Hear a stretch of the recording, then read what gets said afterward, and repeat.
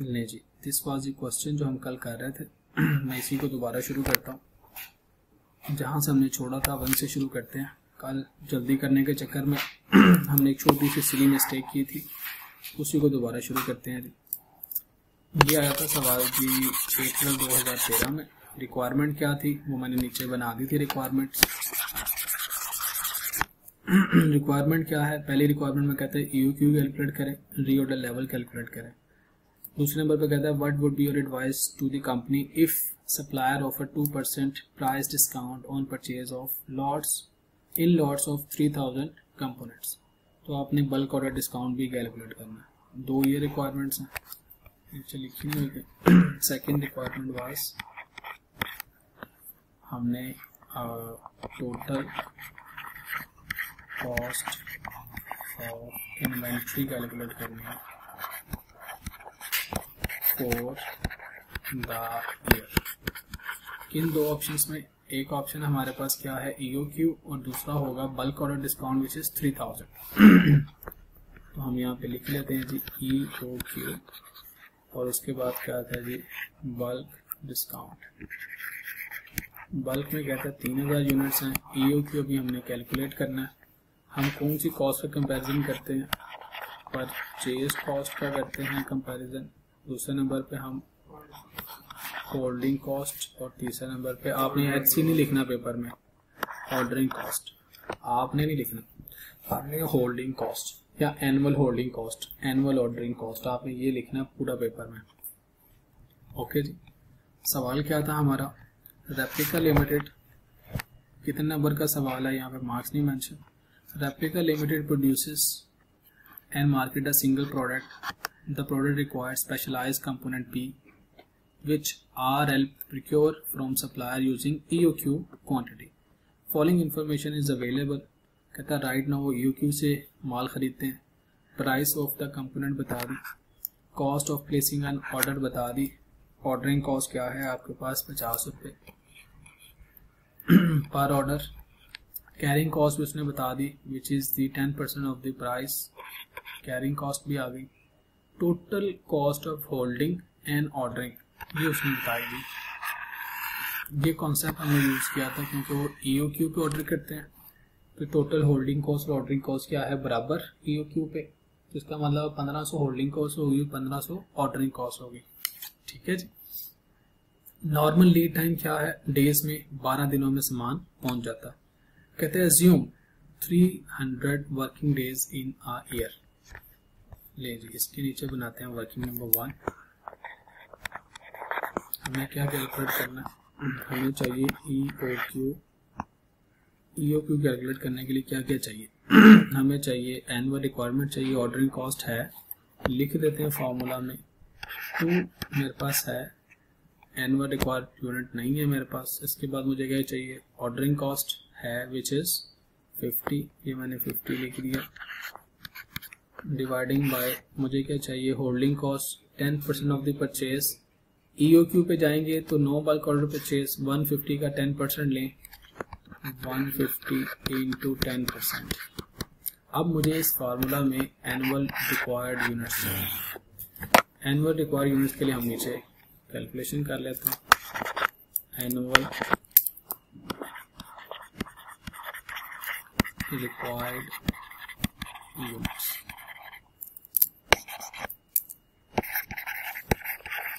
हमें पता है एट EOQ क्या होता है? At EOQ annual ordering cost is equal to annual holding cost. ठीक है जी। गिवन क्या है क्वेश्चन में? गिवन है जी total of is equal to annual ordering cost plus annual holding cost is equal to 3000 ही पेपर में गिवन है। ठीक है, तो ये दोनों आपस में बराबर होती है, तो इसका मतलब आधी ऑर्डरिंग कॉस्ट होगी, आधी होल्डिंग कॉस्ट होगी। तो holding cost, annual holding cost का फॉर्मूला क्या है जी? Safety stock plus EOQ dividing by 2 into holding cost per unit. फॉर्मूले में अगर मैं वैल्यूज पुट कर दूं, एनुअल होल्डिंग कॉस्ट इसकी कितनी है 1500, यहाँ पे लिख देता हूँ जी, holding cost is equal to 1500, ताकि कल घर जाएंगे तो आपको पता हो तो holding cost is equal to 1500 is equal to safety stock इस सवाल में नहीं है, EOQ अभी हमें नहीं पता, कैलकुलेट कर लेते हैं, dividing by 2 multiply by holding cost per unit कितनी है जी, विच इज 15 रुपये निकली थी हमारी।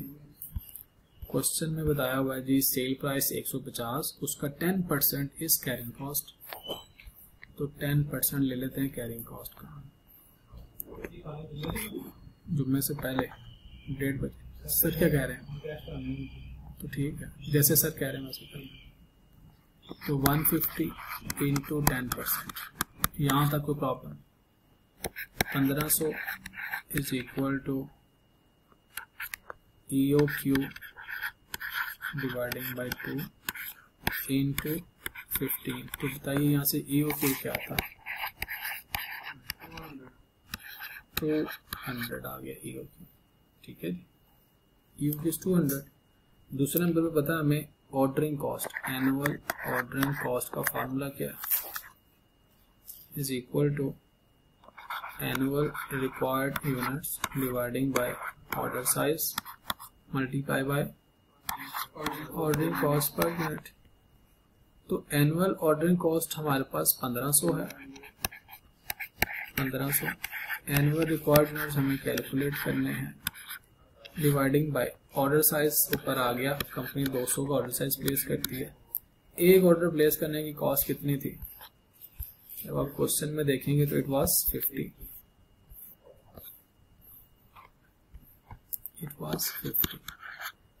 तो जी बताइए annual required units is equal to 6000।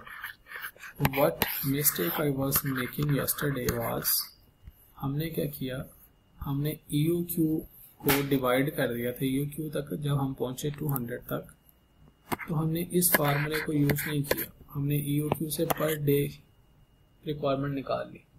इस चीज को इग्नोर किया, हो सकता है इस कंपनी का भी सेफ्टी स्टॉक भी हो, तो इस चीज को इग्नोर किए बगैर हमने ये इन्फॉर्मेशन यूज की विच वाज रॉन्ग, तो हमारा 5100 आ रहा था, जबकि मैंने ऊपर फॉर्मूला लिखा तो उसमें वैल्यूज नहीं पुट की। नहीं जी एनुअल रिक्वायर्ड यूनिट्स आ गए जो यहाँ पे पुट करेंगे विच इज 6000, तो यहाँ से आपके पास 2000 ही आना है जवाब, 200।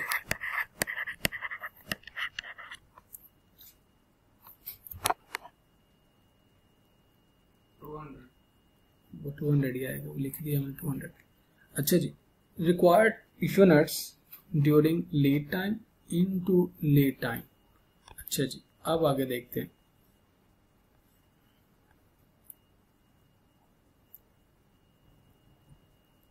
अब इनके पास required unit during lead time into lead time 12 दिन,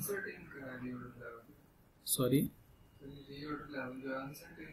बेटा अनसर्टेन का तब करेंगे जब आपके पास उसने टाइम बताया हो, मिनिमम मैक्सिमम टाइम बताया उसने, तो एक ही आपके पास टाइमलाइन बताई हुई है।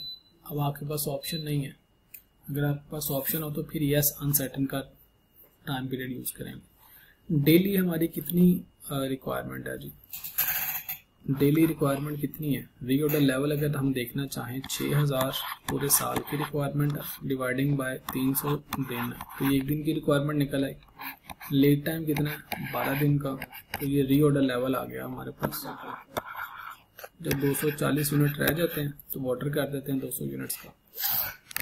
अच्छा जी, उसके बाद क्या था हमारी परचेजिंग ले लेते हैं जी, 6000 यूनिट्स हमें पूरे साल में चाहिए, मल्टीप्लाई बाय एक यूनिट को खरीदने की कॉस्ट वाज 150। तो बताइए EOQ पे जाऊंगा तो कितने पैसे खर्च करूंगा, 90,000, लेकिन 6000 यूनिट 900,000, ओके जी 900,000, 6000 इंटू 150। अगर मैं बल्क में जाऊं तो मुझे डिस्काउंट मिल रहा है कितना, 2% का, तो कीमत कितनी रह जाएगी 98%। तो बताइए क्या था, क्यों बेटा पूरे साल में कितना खरीदना, हम तो पूरे साल की कॉस्ट कैलकुलेट कर रहे हैं ना, पूरे साल की रिक्वायरमेंट तो 6000 की है, जब खरीदने जाएंगे तो 3000 खरीदेंगे ना, वो तो क्वांटिटी है, हम तो पूरे साल की मटेरियल की कॉस्ट कैलकुलेट कर रहे हैं। 88200। अब आते हैं होल्डिंग कॉस्ट। होल्डिंग कॉस्ट कैसे आएगी यहाँ पे, safety stock plus EOQ dividing by 2 into holding cost per unit per annum. Safety stock 0 है, सवाल में नहीं बताया हुआ। EOQ हमने 200 कैलकुलेट किया है डिवाइडिंग बाय 2। एक यूनिट को होल्ड करने की कॉस्ट हमने 15 रुपये कैलकुलेट की है, तो बताइए 1500। दूसरे केस में अब हम 0 प्लस 3000 यूनिट्स का ऑर्डर साइज प्लेस कर रहे हैं बल्क ऑर्डर डिस्काउंट लेने के लिए, इंटू 15 रुपये, तो बताइए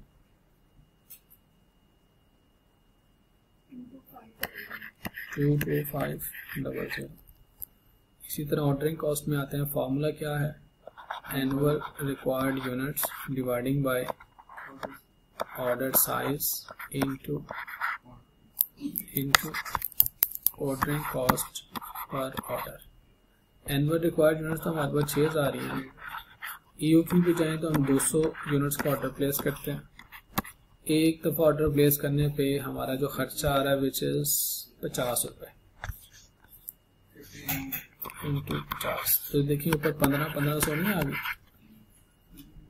हम कैलकुलेट करने के बगैर भी लिख सकते थे, 3000 तो उसने टोटल बताई हुई है ना, तो हमें कैलकुलेट करने की ज़रूरत नहीं थी, लेकिन फॉर योर कॉन्फिडेंस मैंने इसको कैलकुलेट किया, 1500 आ गई।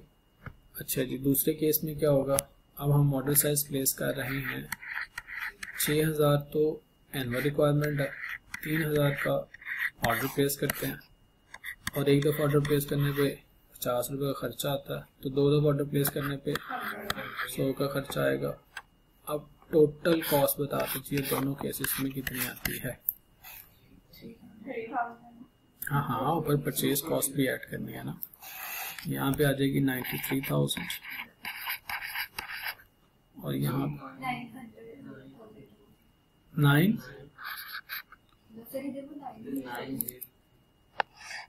क्या आता है 90,300 और यहाँ क्या आता है जी 4600। बताइए जी कौन से ऑप्शन में जाएंगे,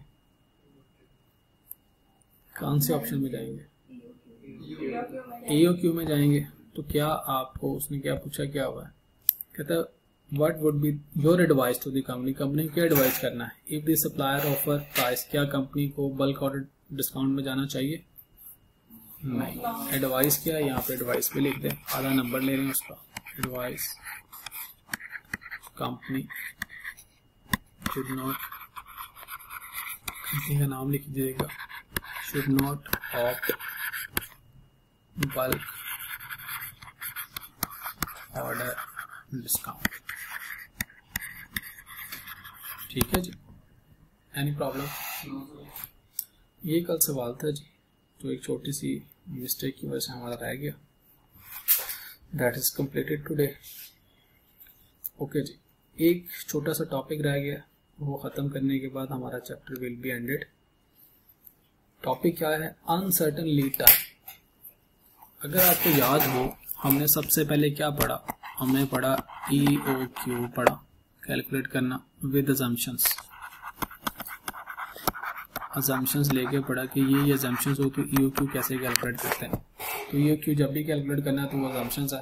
अजम्पशंस क्या है, लीड टाइम हमें पता होता है इमीडिएटली डिलीवरी आ जानी है, लीड टाइम का कंसेप्ट ही नहीं, बल्क ऑर्डर डिस्काउंट ही नहीं है, ऑर्डर साइज हमारा, ऑर्डरिंग कॉस्ट चेंज नहीं होती, होल्डिंग कॉस्ट हमारी चेंज नहीं होती, हमारा हम सेफ्टी स्टॉक नहीं रखते, हमें एनुअल रिक्वायर्ड यूनिट जो है वो बड़ी परफेक्शन के साथ पता होते हैं। तो ये हमारी क्या थी, अजम्पशंस थी, जिसकी बेस हमने EOQ कैलकुलेट किया।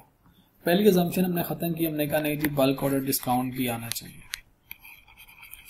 हमने बल्क ऑर्डर डिस्काउंट के क्वेश्चन करना सीखे, पहला लर्निंग आउटकम, दूसरा इस चैप्टर में सीखा। तीसरे लेवल पे, तीसरे जगह पे जाकर हमने इन्वेंट्री लेवल्स सीखे। इन्वेंट्री लेवल्स में क्या सीखा आपने, हमने सीखा इन्वेंट्री लेवल्स में कि री ऑर्डर लेवल क्या होता है, मिनिमम मैक्सिमम इन्वेंट्री क्या होती है, सेफ्टी स्टॉक क्या होता है, और भी नहीं सीखा था हमने, मिनिमम मैक्सिमम रीऑर्डर लेवल और सेफ्टी स्टॉक। हाँ जी वही एक ही बात है। चौथे नंबर पे हमने क्या सीखा, हमने कहा हाँ जी हमने ये सीखा अगर जो डिमांड है हमारी कितनी रिक्वायरमेंट्स है वो सर्टेन ना हो, अगर अनसर्टेन डिमांड हो, uncertain demand for inventory uncertain demand का मतलब क्या, कभी ज्यादा लोग खरीदने आ जाते हैं, कभी कम खरीदने आ जाते हैं। तो हमने ये सीखा। लास्ट कॉन्सेप्ट हमारा जो रह गया इस चैप्टर का, जो पेपर में आपके कैफ के पेपर में एक दफा आया हुआ है, इससे पहले सी फैब में आया हुआ है, which is uncertain lead time. हमें नहीं पता कि हमारा सामान कब पहुंचेगा, अनसर्टेन है। प्रोबेबिलिटी यहाँ पे भी यूज होती है, ये दोनों प्रोबेबिलिटी के टॉपिक्स हैं। मैं पहले कभी ये नहीं कराता था, अब जब से आना शुरू हुआ तो ये भी कराना शुरू कर दिया। आज हमारा टॉपिक है जी कौन सा, last one, uncertain lead time. ठीक है, तो अब सवाल पढ़ के हमें इंफॉर्मेशन को देख के ये अंदाजा होना चाहिए कि इनमें से सवाल क्या पूछ रहा है। ये बेसिकली कहने को तो एक चैप्टर है, लेकिन जब आप इसको करने बैठेंगे तो क्या होगा, ये करने बैठेंगे तो एक चैप्टर नहीं है, ये डिफरेंट 5 अलग अलग कॉन्सेप्ट्स हैं। तो इसमें 5 टॉपिक्स इस एक चैप्टर में आपने कवर किए। तो आप इसको 5 टॉपिक्स के तौर पे तैयार करेंगे तो इंशाल्लाह फिर पेपर में कोई भी सवाल आएगा आपको परेशानी नहीं होगी। अगर आप इसको एक चैप्टर के तौर पे तैयार करेंगे, क्योंकि एक चैप्टर मेरा हो गया, इसमें से भी मैं चलो मुझे बल्क ऑर्डर डिस्काउंट आता बाकी छोड़ दूं, तो सॉरी, फिर आप इस पेपर के इस चैप्टर के जो 10 से 15 नंबर मिलने वो नहीं मिलने। ये 5 आपको अच्छी तरह से आने चाहिए, क्योंकि ये पेपर में इनमें से एक आना ही आना। आप पिछले 10 साल पेपर निकाल लें, कोई ऐसा पेपर नहीं जिसमें इसका टॉपिक ना हो। जब हमें पता है कि आना ही आना, तो हमें ये 5 टॉपिक्स इस चैप्टर के अच्छी तरह से आने चाहिए। और मेरी गलती आना समझो। तो ये हम कर क्या रहे हैं, हम मिनिमम प्रेपरेशन से मैक्सिमम मार्क्स लेने की एक एफर्ट कर रहे हैं। तो उसमें इस चैप्टर में कोई गुंजाइश हमारे मौजूद नहीं है। इसके सारे पास पेपर्स मैंने सॉल्व करने हैं, जो मैंने करा दिए हैं वो मेरी कैपेसिटी है, मैं सारे नहीं करा सकता। बाकी आपने खुद सॉल्व करने हैं, जो ना समझ आए वो आप मेरे से पूछते रहिए, और हाथ से सॉल्व करना है। फार्मूला क्या होना चाहिए, मल्टीप्लाई बाय 1.7। उतने टाइम के अंदर सॉल्व करने की कोशिश करनी है। खत्म हो गया टाइम, छोड़ दो, कोई गल नहीं। लेकिन हर दफा जब आप ऐसे करेंगे आप देखेंगे 2.5 घंटे में आपका पेपर खत्म होना शुरू हो जाएगा by the end of course. Okay जी, इसको समझने के लिए हम 2 सवाल करते हैं कि एक आया स्प्रिंग 2023 में सवाल आया, कितने नंबर का, 9 मार्क्स के लिए। Determine whether it would be advisable for ML to increase the safety stock as to avoid the possibility of stock out. अब इसमें फैसला क्या करना है, इसमें हमने 2 चीजों का फैसला करना है। क्या हम सेफ्टी स्टॉक रखें या स्टॉक आउट रखें, दोनों में से कोई एक काम करना है। सेफ्टी स्टॉक रखेंगे तो क्या होगा, नुकसान क्या है, होल्डिंग कॉस्ट आएगी। अगर हम होल्डिंग कॉस्ट को अवॉइड करेंगे कि अपने पास सेफ्टी स्टॉक नहीं रखना, तो फिर क्या होगा, स्टॉक आउट कॉस्ट आएगी। तो हमने क्या करना है, डिटरमिन, आपको कह रहा है डिटरमिन करो वेदर क्या it would be advisable for ML की कंपनी के लिए क्या बेहतर है। आप उसको नसीहत करो, क्योंकि आप लोग समझदार हो। To increase the safety stock, जो पहले स्टॉक था क्या उससे इंक्रीज कर दे। दूसरे नंबर पे to avoid the possibility of stock out, क्या वो सेफ्टी स्टॉक को इंक्रीज कर दे या ना करे, ये बताना। तो हम किस बेस पे फैसला करेंगे, अब हमने फैसला करना है सेफ्टी स्टॉक की कॉस्ट क्या आएगी और स्टॉक आउट की कॉस्ट क्या आएगी। अगर स्टॉक आउट होने की कॉस्ट कम है तो फिर हम स्टॉक आउट होने देंगे, खैर है यार, चाहे कस्टमर वापस जाते कोई बात नहीं। लेकिन अगर स्टॉक आउट की कॉस्ट ज्यादा है फिर हम कहेंगे नहीं, सेफ्टी स्टॉक बढ़ा लो। हमने पैसों में तोलना है, कॉस्ट अकाउंटेंट है ना, मैनेजमेंट अकाउंटेंट, पैसों के अलावा हमें कोई बात ही नहीं करनी। अब सवाल पढ़ते हैं, कहता है मसरूर, यानी इस सवाल की रिक्वायरमेंट की हमें 2 चीजें कैलकुलेट करनी है। सेफ्टी स्टॉक की कॉस्ट जो उसने इंक्रीज की है, हो सकता है उसको ऑलरेडी भी सेफ्टी स्टॉक हो, जो इंक्रीज है, इजाफी सेफ्टी स्टॉक आना चाहिए कि नहीं आना चाहिए, और स्टॉक आउट कॉस्ट, ये 2 चीजें हमने कैलकुलेट करनी है। नंबर 1 कहता है Masroor limited uses EOQ model to order one of its raw material. अपना एक रॉ मटेरियल है MCRM, उसको खरीदने के लिए EOQ मॉडल यूज करते हैं, यानी EOQ हमें कैलकुलेट नहीं करना। कहता है EOQ determine using the existing data is 72,000, calculate करके दे दिया। ML maintains safety stock equivalent to the daily usage of 2000 units. कितने दिनों का स्टॉक रखते हैं अपने पास?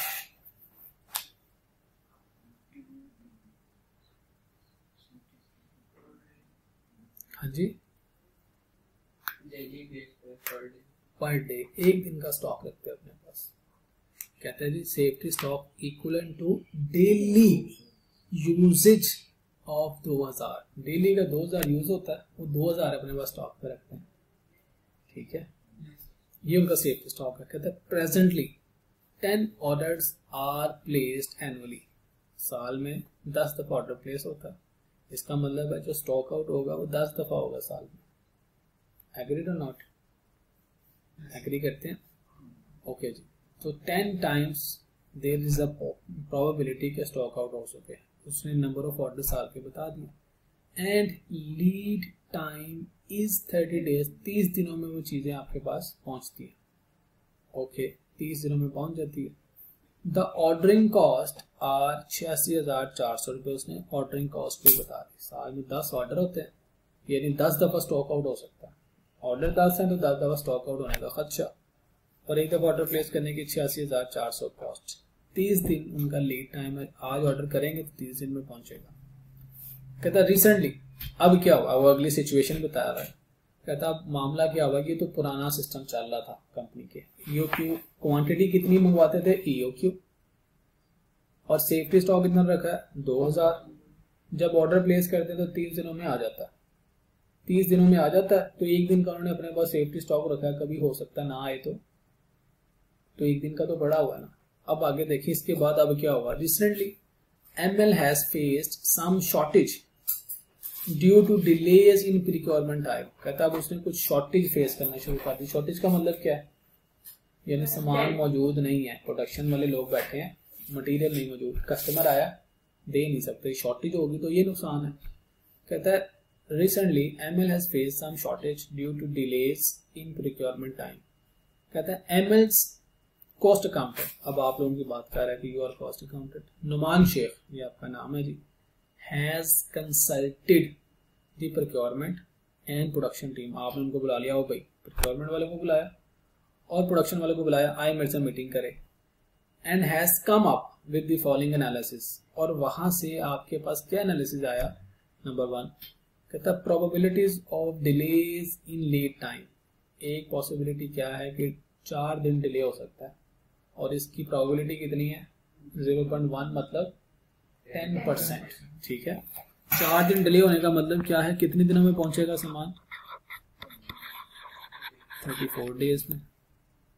30 दिनों में तो पहले आता था ना, अब कितनों में आएगा 4 दिनों में। इसका मतलब अगर 34 दिन में आ रहा है, मेरे पास 1 दिन का सेफ्टी स्टॉक है, तो मैं 3 दिन के लिए क्या हो सकता हूँ, स्टॉक आउट हो सकता हूँ। ठीक है, फिर कहता है डिलेज ऑफ 10 डेज का भी डिले आ सकता है। इसकी पॉसिबिलिटी कितनी है 6%। 10 डेज का मतलब क्या है 40 दिनों में मेरा सामान पहुंचेगा। अब मैं कितने दिनों के लिए स्टॉक आउट रहूंगा 9 डेज के लिए। एक दिन का तो सेफ्टी स्टॉक पड़ा है, तो 9 दिनों के लिए मैं स्टॉक आउट रहूंगा। अब मुझे ये देखना है कि क्या मैं 9 दिनों का स्टॉक मेंटेन करूं या 4 दिनों का स्टॉक मेंटेन करूं। मुझे तो अपना स्टॉक मैनेज करना है, और फैसला किस बेस पे करना है, देखना है कि स्टॉक मेंटेन करूं तो ज्यादा खर्चा होता है कि स्टॉक आउट से बचूं तो मेरा ज्यादा नुकसान बचता है। दोनों में से किस चीज की ज्यादा कॉस्ट है।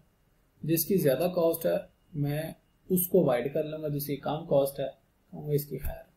ठीक है, दोनों में से एक मामला आपने देखना है। अगली बात, 3 units of MCRM are required to produce the final product.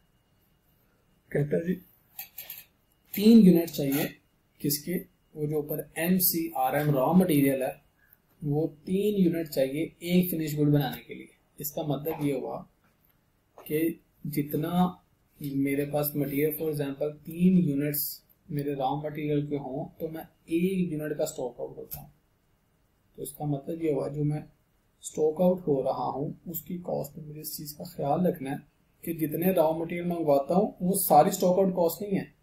जितना रॉ मटेरियल आता है डिवाइडिंग बाय 3 फिर स्टॉक आउट कॉस्ट आएगी। स्टॉक आउट का मतलब फिनिश गुड लोग खरीदने आ रहे तो वापस जा रहे हैं ना, तो फिनिश गुड में तो 3 रॉ मटेरियल जाते हैं, तो 3 रॉ मटेरियल मल्टीप्लाई बाय एक दफा स्टॉक आउट, यानी एक कस्टमर वापस जाता है मुझे 100 रुपए का नुकसान होता है, तो उस कस्टमर को ना वापस जाने दो, मेरे पास अगर 3 मटेरियल मौजूद है 3 मटेरियल मिलाता हूँ तो फिर मेरे पास एक गुड बनती है। ऐसा हो सकता है कि नहीं हो सकता? कपड़े का कितने फुट लगते हैं आपके कपड़े में? 4 या 5 गज लगते होंगे, 3 गज 3.5 गज में वो कपड़ा सूट बन जाता होगा। तो 3 गज लगे तो कपड़ा बना ना, एक सूट बना। एक सूट के लिए 3 गज कपड़ा दरकार है या नहीं? एक 10 पाउंड के केक के लिए हो सकता है 4 किलो मैदा दरकार हो।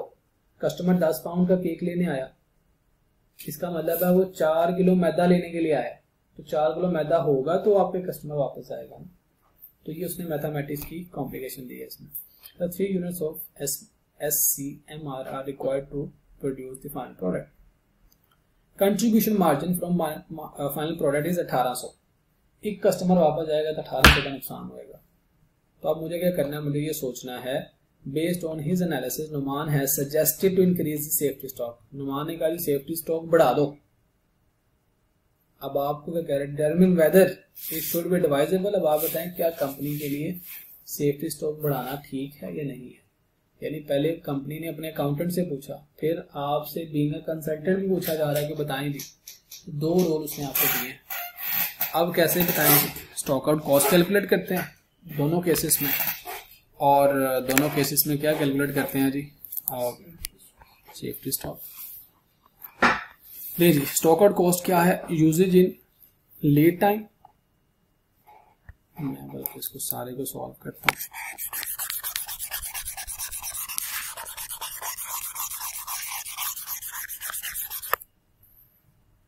बिल्कुल वैसे ही, क्या हम 4 दिन का डिले अफोर्ड करेंगे या 10 डेज का डिले अफोर्ड करेंगे? जैसे हम पहले बल्क ऑर्डर डिस्काउंट को लेते थे, अब 4 दिन और 10 दिन ले लिए। Usage in lead time minus safety stock dividing by, मैंने 3 किया हुआ यहाँ पे। आमतौर पे मैं सवाल में 3 करने की जरूरत नहीं है, चूंकि मैं स्टॉक आउट कॉस्ट कैलकुलेट कर रहा हूँ, तो हर 3 रॉ मटेरियल की वजह से मेरा 1 यूनिट स्टॉक आउट होता है। अच्छा जी, यूजेज इन लीड टाइम 30 दिनों में मैं कितना यूज करता हूँ? लीड टाइम में 30 दिन, 30 दिनों में कितना रॉ मटेरियल यूज करूंगा बताया उसने। कहता जी EOQ आ गया 72,000, ML maintain a safety stock of 2000, presently 10 order place. एक दिन का कितना है जी EOQ?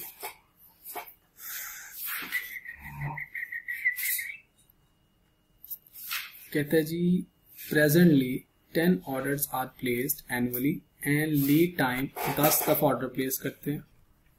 ठीक है, 10 दफा ऑर्डर प्लेस करते हैं तो इसका मतलब है 72,000 मल्टीप्लाई बाय 10 82,000 जमा 2,000 सेफ्टी स्टॉक तो 84,000 72,000 720,000 यूनिट्स।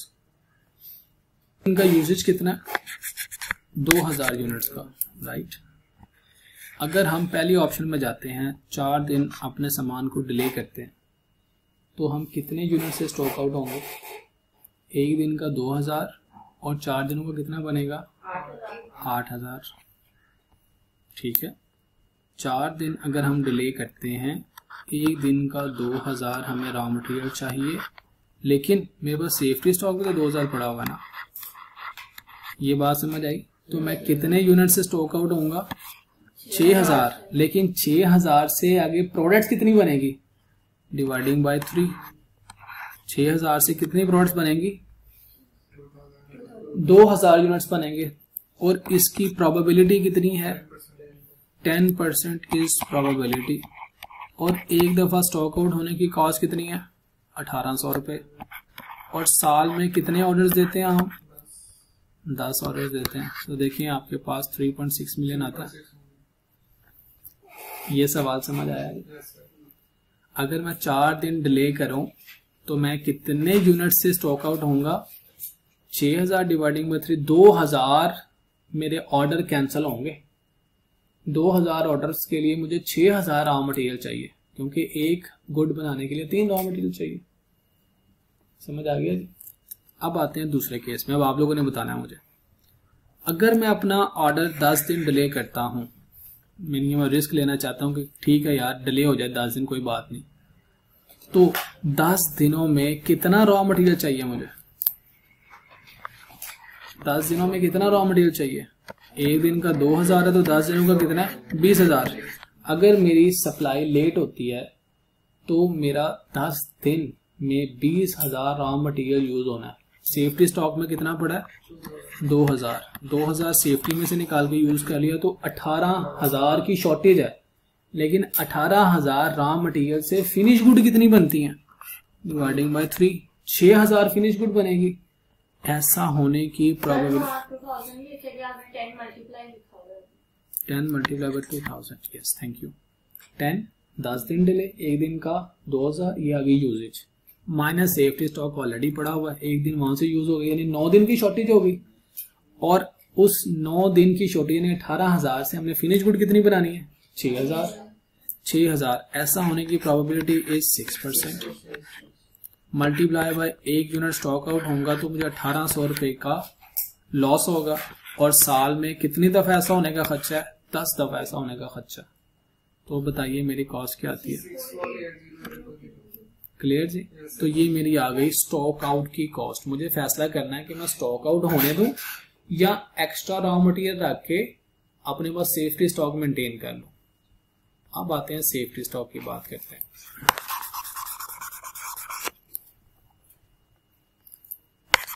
सेफ्टी स्टॉक की बात करते हैं जी। सेफ्टी स्टॉक क्या है मेरे पास?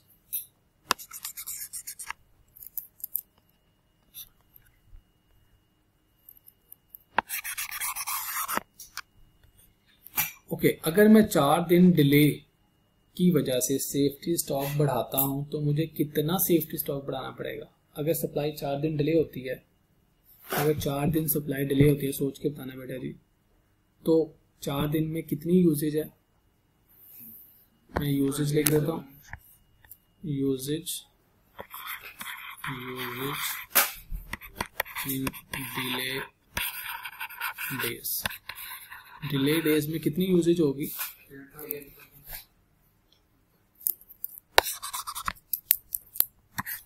Minus safety stock into holding cost. अच्छा जी, 8000 की मेरे पास शॉर्टेज होगी, लेकिन 2000 तो मैंने ऑलरेडी रखा होगा, उसको तो मुझे इस फैसले में शामिल करने की जरूरत ही नहीं है। इसका मतलब है मैंने अपना स्टॉक बढ़ाना है कितने से? 6000 से बढ़ाना है। बढ़ाऊं या ना बढ़ाऊं ये फैसला करना है। 6000 यूनिट से जब मेरा स्टॉक बढ़ेगा तो एक यूनिट को होल्ड करने की कॉस्ट क्या आ रही है मेरी? एक यूनिट को होल्ड करने की cost is per unit holding cost किधर दी हुई है जी? हाँ,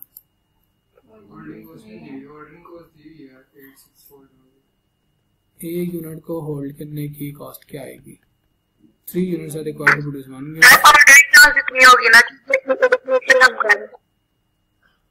जी बेटा जी, चलिए जी होल्डिंग कॉस्ट कैलकुलेट करते हैं। ईओक्यू का फार्मूला क्या है? ईओक्यू का फार्मूला है जी 2 into annual demand into ordering cost dividing by holding cost. EOQ क्या है? सवाल में उसने बताया हुआ है। एनुअल डिमांड कितनी है? सवाल में बताई हुई है 72000 उसकी एक दफा है, 10 दफा ऑर्डर करता है तो 7,20,000 is annual demand. Ordering cost कितनी एक दफा ऑर्डर करने की? 86,000। तो यहां से आप होल्डिंग कॉस्ट पर यूनिट निकालेंगे तो यू विल गेट 24। कैलकुलेट करनी आती है जी? इसकी जगह आप एक्स रख के when you will calculate this 24, तो 24 is my holding cost per unit per annum. Examiner देखिए मैंने कहा था वो 30-40% सिर्फ मैथ के नंबर है, वो कैलकुलेशंस कराता है आपसे। अब आप अपना स्टॉक 4 दिन के डिले की वजह से 6000 यूनिट से बढ़ाएंगे और उसकी होल्डिंग कॉस्ट क्या आएगी आपके पास? 1,44,000। कैलकुलेट करें 6000 मल्टीप्लाई बाय 24,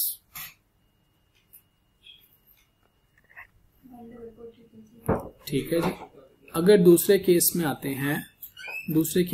हैं जी से बढ़ाना पड़ेगा। अगर मेरे पास 10 दिन डिले होता है, 10 दिन अगर सप्लाई डिले होती है, एक दिन का यूजेज है 2000, तो 10 दिन का यूजेज कितना होगा?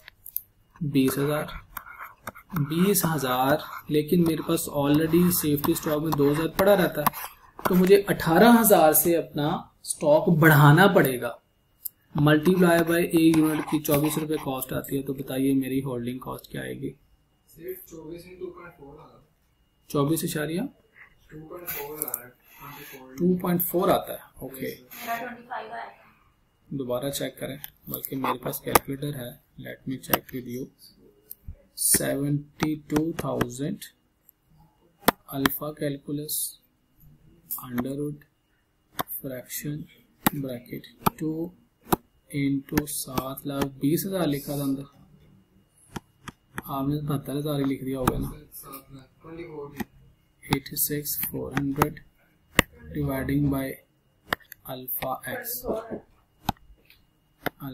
X shift calculus is equal है, मेरे पास क्यों आता है? अच्छा 24, ठीक है जी। तो 24 से मल्टीप्लाई करेंगे तो आपकी होल्डिंग कॉस्ट क्या आएगी? 4,32,000। ओके जी। अब मुझे फैसला करना है, मुझे बताइए क्या करूं? क्या मैं अपना सेफ्टी स्टॉक बढ़ाऊं या मैं स्टॉक आउट की तरफ जाऊं? अगर मैं 4 दिन के डिले में जाता हूं तो मुझे बताइए कौन सी ऑप्शन बेहतर है? सेफ्टी स्टॉक बढ़ाना बेहतर है या स्टॉक आउट होना बेहतर है? दोनों में से लोअर क्या है? अगर 4 दिन डिले हो जाता है, क्या मुझे सेफ्टी स्टॉक बढ़ाना चाहिए या मुझे कस्टमर को वापस भेज देना चाहिए? मुझे सेफ्टी स्टॉक बढ़ा देना चाहिए ना, होल्डिंग कॉस्ट मेरी थोड़ी है। सेफ्टी स्टॉक बढ़ा देता हूं ताकि मेरा कस्टमर वापस ना जाए, मुझे 3.6 मिलियन का लॉस ना हो। और अगर 10 दिन का डिले होता है तो क्या मुझे कस्टमर को वापस भेजना चाहिए या होल्डिंग स्टॉक बढ़ा देना चाहिए? होल्डिंग स्टॉक बढ़ा देना चाहिए। आप देखिए उसकी रिक्वायरमेंट क्या थी। उसकी रिक्वायरमेंट क्या है? कहता है based on his analysis, Numan Shaikh has suggested to increase the safety stock. Numan कहता है सेफ्टी स्टॉक बढ़ा दो। अब आप बताएं क्या बढ़ा देना चाहिए या नहीं? बस इतना ही बताना है, बढ़ा देना चाहिए। क्यों? क्योंकि स्टॉक आउट कॉस्ट ज्यादा है, सेफ्टी स्टॉक को कैरी करने की कॉस्ट कम है, तो लिहाजा हम क्या करेंगे, जहां कम कॉस्ट है उस ऑप्शन की तरफ चले जाएंगे। तो एडवाइस कर दें उसको, सबसे एंड पे एडवाइस करेंगे, since holding cost of additional safety stock is less than probable loss from the stock out in both situation, hence maintaining additional safety stock is recommended।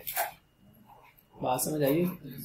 ये सवाल अगर आपको समझ आ गया तो ये अब आपका होमवर्क है, अल्फा मोटर्स, ये आप घर से करके आएंगे और इसके साथ हमारा चैप्टर खत्म। Thank you. और इसका सोल्यूशन आपको मेरा ख्याल है कि किताब से मिल जाएगा, ना हो तो मैं आपसे शेयर कर लूँगा। सी यू जी आफ्टर लॉन्ग हॉलीडेज। जी बेटा जी, सेंड करवा दें। क्या सेंड करा दूं? सोल्यूशन किसका? इससे पहले एक टेस्ट हुआ था ना जो सीएमए का। जी अच्छा जी, मैं करा देता हूँ। ओके, अल्लाह हाफिज।